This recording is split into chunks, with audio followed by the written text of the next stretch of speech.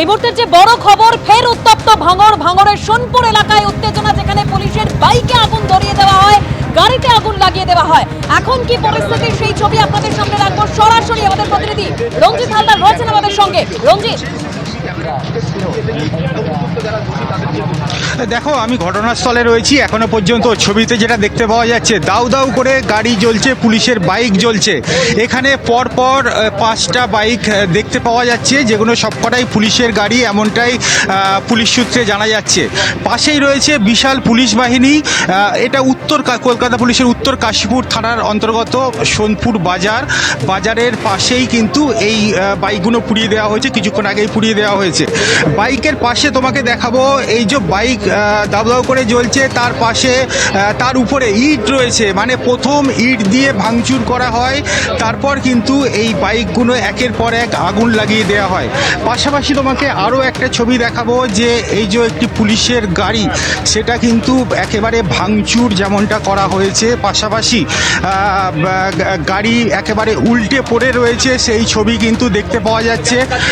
প্রতিটা গাড়ির অংশ দেখতে পাওয়া যাচ্ছে যে একেবারে ভেঙে চুরমার করে দেওয়া হয়েছে। গাড়ি ভেঙে চুরমার করে দেওয়া হয়েছে, পাশাপাশি গাড়ি একেবারে উল্টে দেওয়া হয়েছে।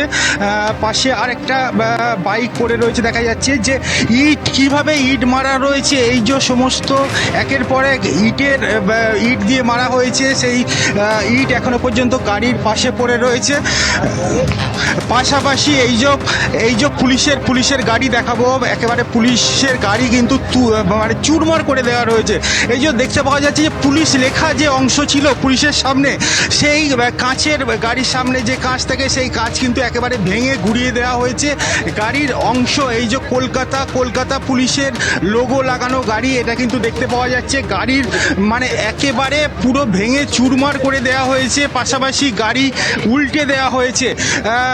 পাশেই রয়েছে উত্তর কাশীপুর থানার বিশাল পুলিশ বাহিনী রয়েছে, গাড়ি দাউ দাউ করে জ্বলছে এখনো পর্যন্ত দেখতে পাওয়া যাচ্ছে।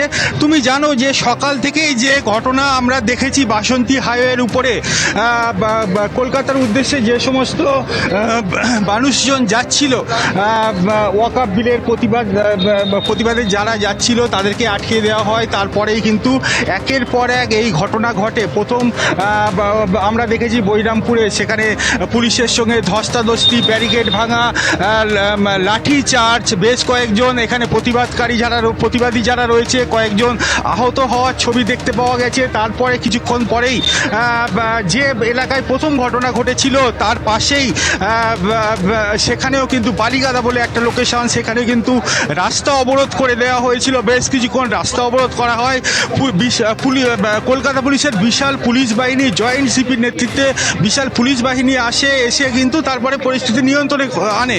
সকাল 10:30 থেকে 11:45 পরে থেকেই কিন্তু বাসন্তী হাইওয়ে অবরুদ্ধ হয়েছিল।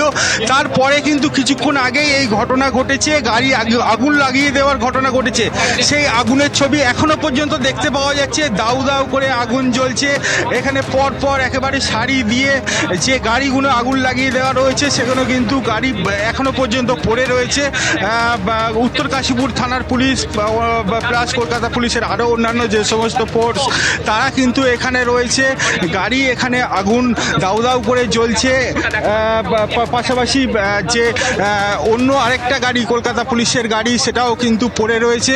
সব মিলিয়ে কিন্তু এখনও পুরো উত্তেজনামূলক পরিস্থিতি রয়েছে উত্তর কাশীপুর থানার অন্তর্গত সোনপুর ব্রিজ। ওই ব্রিজের একেবারে ওঠার মুখেই কিন্তু এই ঘটনা ঘটেছে, সেই ছবি দেখতে পাওয়া যাচ্ছে।